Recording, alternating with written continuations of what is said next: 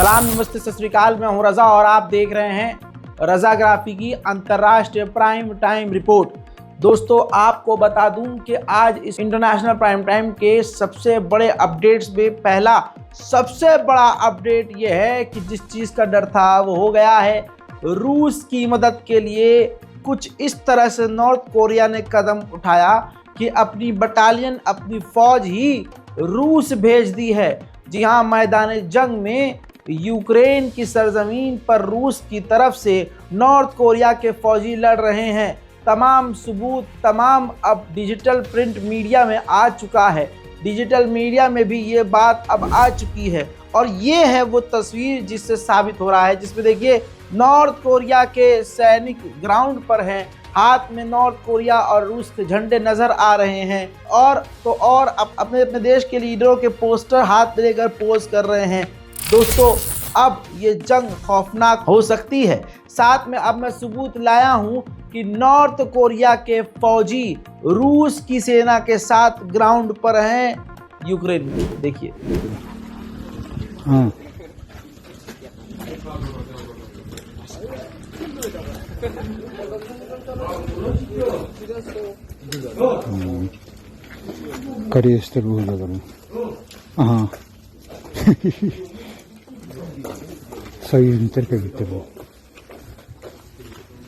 अब देखिए इसके बाद डर ये है, साउथ कोरिया खामोश था कि हम कुछ नहीं करेंगे, लेकिन अब खबर ये है कि साउथ कोरिया नॉर्थ कोरिया की इन हरकतों से चिढ़कर अब यूक्रेन को हथियार देने के लिए कह रहा है। साथ ही अब जब नॉर्थ कोरिया जंग में सीधा कूदा हुआ है तो अमेरिका का भी बड़ा ऐलान है। ये है देखिए यूएस हाउस ऑफ रिप्रेजेंटेटिव का लेटर हेड। अमेरिका ने ऐलान किया है, यानी तैयारी कर ली है। वो सोच रहा है कि अब डायरेक्ट यूक्रेन की मदद में अपनी फौज उतारी जाए, यानी फौजी मदद अब यूक्रेन को अमेरिका भी देने के लिए सोच रहा है। इससे अब वर्ल्ड वॉर 3 का अंदेशा बढ़ गया है, क्योंकि तमाम बड़े बड़े देश अपने समर्थकों के लिए अब जंग में उतर रहे हैं। उधर मेरे दोस्तों अमेरिका ने भी ऐलान कर दिया है कि 3000 नॉर्थ कोरिया के फौजी रूस के समर्थन में इस वक्त यूक्रेन में लड़ रहे हैं। सुनिए। Earlier this morning we have seen the public reporting indicating that North Korean soldiers are traveling to Russia to fight against Ukraine. We're working closely with our allies and partners to gain a full understanding of this situation, but today I'm prepared to share what we know at this stage. We assess that between early to mid-October, North Korea moved at least 3,000 soldiers into eastern Russia. We assess that these soldiers traveled by ship from the Wonsan area in North Korea to Vladivostok, Russia. These soldiers then traveled onward to multiple Russian military training sites in eastern Russia, where they are currently undergoing training. We do not yet know whether these soldiers will enter into combat alongside the Russian military, but this is certainly a highly concerning probability. After completing training, these soldiers could travel to Western Russia and then engage in combat against the Ukrainian military. We have briefed the Ukrainian government on our understanding of this situation, and we're certainly consulting closely with other allies, partners. अब जब Vladimir Putin से सवाल किया गया कि क्या आपकी सेना की मदद, आपके मुल्क की मदद नॉर्थ कोरिया के सैनिक कर रहे हैं, आपकी सरजमीन पर नॉर्थ कोरिया के फौजी हैं, तो इस पर अब्बा डब्बा चब्बा होके इस सवाल के इग्नोर कर दिया है पुतिन ने। और इस हरकत से साबित हो गया है कि नॉर्थ कोरिया की फौज रूस के साथ है। अब साउथ कोरिया को धक धक होने लगा है। साउथ कोरिया ने कहा है कि जिस तरह से नॉर्थ कोरिया ने रूस के लिए अपनी फौज भेज दी है, तो यूएन में साउथ कोरिया ने कहा कि इसी वजह से, इस मदद की वजह से रशिया नॉर्थ कोरिया को न्यूक्लियर टेक्नोलॉजी दे सकता है। यूक्रेन के समर्थन में जर्मनी भड़क गया और जर्मनी ने नॉर्थ कोरिया को समन कर लिया, एम्बेसडर को, कि भाई साहब आपके देश की सेना जमीन में उतर आई है और 3000 फौजी आपने रूस को दे दिए। बहुत क्लियर सबूत मिल रहे हैं। एक और तस्वीर देखिए, यूक्रेन के जिन इलाकों में ताज़ा तरीन जगह हमले किए हैं रूस ने, वहां पर रूस की फौज के साथ नॉर्थ कोरिया के झंडे भी लगे हुए हैं। इसके बाद हड़बड़ाकर अमेरिका ने तुरंत $400 मिलियन के हथियार यूक्रेन को देने का ऐलान भी कर दिया है। उधर यूक्रेन के ऊपर शाहिद 136 मॉडल ड्रोन उड़ते हुए नजर आ रहे हैं। Шахет, сука! Хуйло! Один за одним декілька полетіло. Ніхуя ся.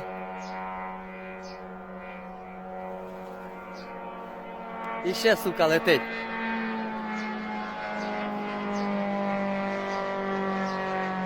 Я їбу. Блядь, дома нахуй. Я їбу. І ще один петух.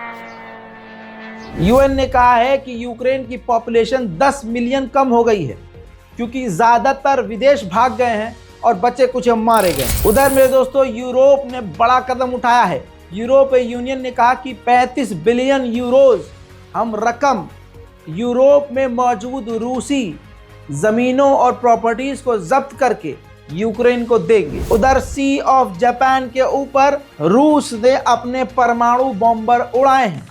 रशिया किसी भी तरह से दबने और रुकने को तैयार नहीं है। वहीं यूक्रेन ने एक वीडियो जारी किया है, काफी खतरनाक वीडियो है, जिसमें दिख रहा है कि रूस का एक एयर डिफेंस सिस्टम यूक्रेन ने हमला करके तबाह कर दिया। उधर अमेरिका की धमकी से तुर्की हक दिया है। जी हाँ, अमेरिका ने तुर्की को धमकी दी कि आप जो खाना पानी जो कुछ भी दे रहे हैं, गुड्स आप जो दे रहे हैं रशिया को, आप ये देना बंद कर दें।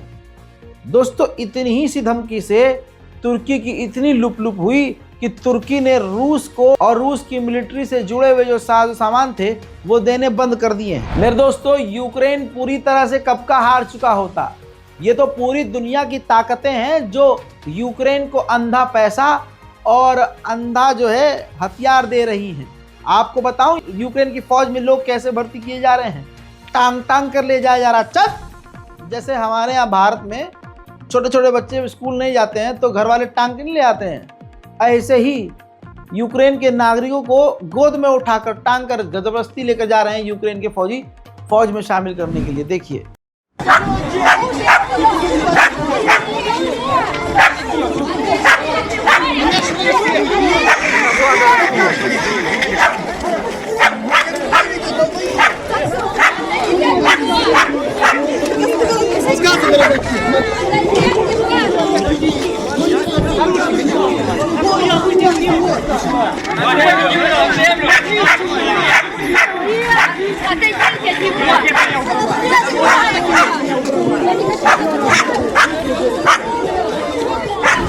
अब जब दुनिया भर का अंधा पैसा किसी देश को मिलेगा और उस देश की जंग चल रही होगी तो घपला कितना होगा।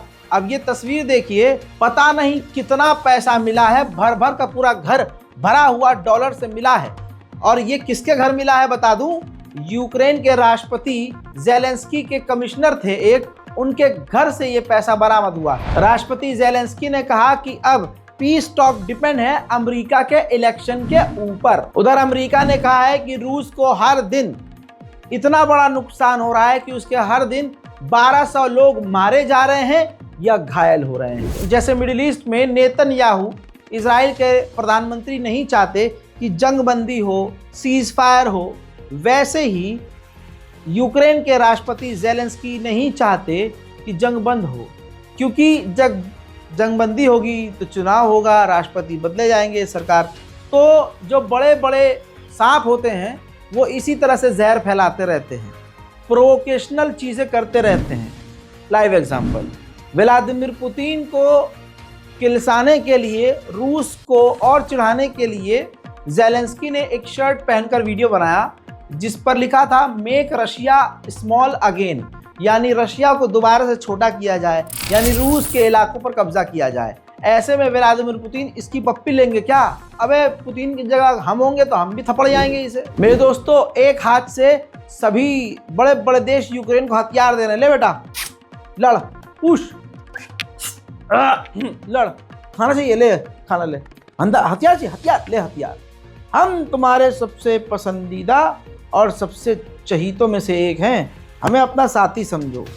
लेकिन जब यूक्रेन कहता है हमें नेटो में शामिल करो तो दूसरे हाथ से उसके पिछवाड़े पे थूक लगाकर पट पट दे दबादब, दे दबादब। खबर देखिए, नेटो में शामिल होना चाहता था यूक्रेन, तो अमेरिका खुद, जर्मनी खुद, स्लोवाकिया खुद, हंगरी, स्पेन, बेल्जियम, स्लोवेनिया, इन तमाम बड़े बड़े देशों ने, खासकर जर्मनी ने स्पेशल दबाव बनाया, अपनी ताकत का इस्तेमाल किया और कहा कि नेटो में ये यूक्रेन शामिल नहीं होना चाहिए। रशिया ने अपने हथियारों के ऊपर खर्च 30% और बढ़ा दिया है, यानी देश का जो पैसा है 30% अब रूस अपने देश के हथियारों और मिलिट्री पर खर्च करेगा। इंटरनेशनल क्रिमिनल कोर्ट का पार्टनर है, मेंबर है मंगोलिया, जैसे बहुत सारे देश मेंबर हैं। तो आईसीसी ने पुतिन के खिलाफ अरेस्ट वारंट जारी किया है। अब जो आईसीसी का मेंबर है उस देश में अगर पुतिन जाएंगे तो उनकी गिरफ्तारी उनको करनी पड़ेगी, जो भी आईसीसी के मेंबर हैं। मंगोलिया भी आईसीसी का मेंबर है। अभी पिछले हफ्ते व्लादिमीर पुतिन मंगोलिया गए थे दोस्तों, लेकिन मंगोलिया ने पुतिन को गिरफ्तार नहीं किया बल्कि उनका और स्वागत किया बढ़ चढ़कर। इससे आईसीसी बुरी तरह से मंगोलिया पर भड़क गया है। वहीं मेरे दोस्तों, तुर्की की कंपनी बैकार ड्रोन बनाने वाली कंपनी ने यूक्रेन के साथ एक बहुत बड़ी डील की है। खबर इतनी है, डील में क्या क्या है अभी वो सामने बैकार कंपनी ने नहीं रखी है। उधर भाई साहब अफगानिस्तान के लोगों को और तालिबान को जरा सी कामयाबी क्या मिली, भाई वो सोचने लगे हम तो सब कुछ कर सकते हैं। देखिए, ट्रेनिंग हर चीज़ के लिए ज़रूरी है। मज़ेदार फनी वीडियो भी कहकर शेयर किया जा रहा है, लेकिन ये काफ़ी दुखदाई खबर है। एक ट्रक ड्राइवर ने, अफगानी ट्रक ड्राइवर ने सोचा कि ट्रक चला सकता है हम, तो हेलीकॉप्टर क्यों नहीं उड़ा सकता है बे। वो हेलीकॉप्टर में बैठा और हेलीकॉप्टर जैसे तैसे उड़ा तो लिया, लेकिन वो ज़्यादा लंबे समय तक उड़ा ना सका और हेलीकॉप्टर क्रैश हो गया और ट्रक ड्राइवर की मौत हो गई।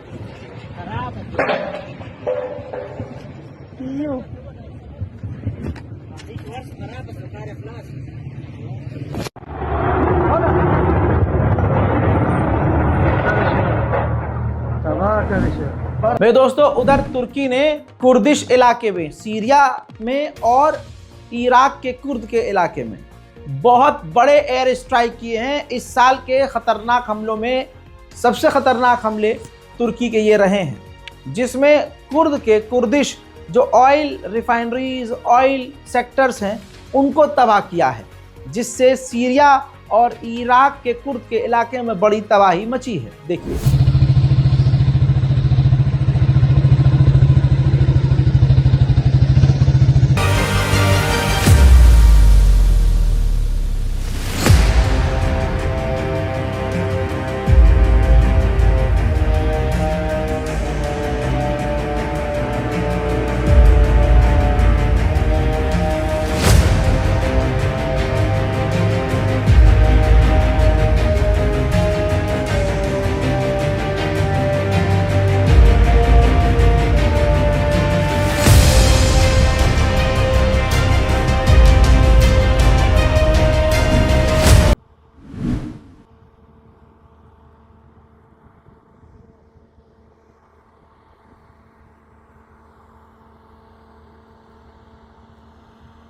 دمار شبه شامل لمحطة سعيدة.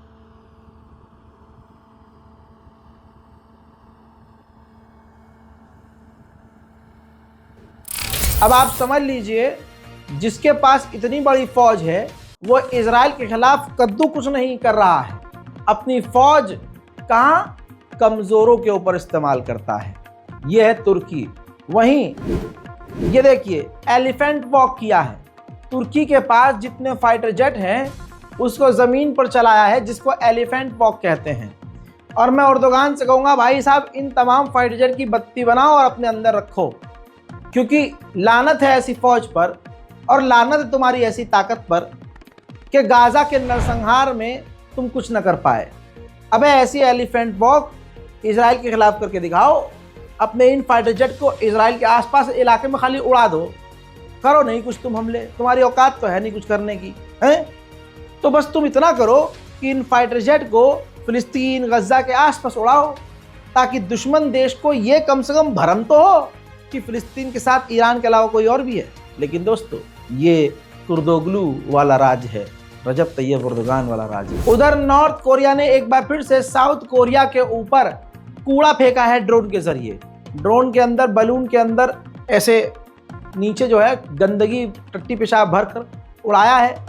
अब ऐसे बहुत हमले किए हैं, लेकिन सबसे मेन बात यह है कि एक बलून, एक बिल्कुल जो साउथ कोरिया का प्रेसिडेंटल हाउस है उसके गार्डन में जो है पत्ते गिरे हैं, कुछ पर्चे गिरे हैं। और आपकी स्क्रीन पर ये कुछ पर्चे हैं जिनको लोग उठाते हुए नजर आ रहे हैं, ऑफिशियल्स। बता दूं कि इसमें कंट्रोवर्शियल चीज़ें पर्चे पर लिखी थी नॉर्थ कोरिया ने। किसके खिलाफ?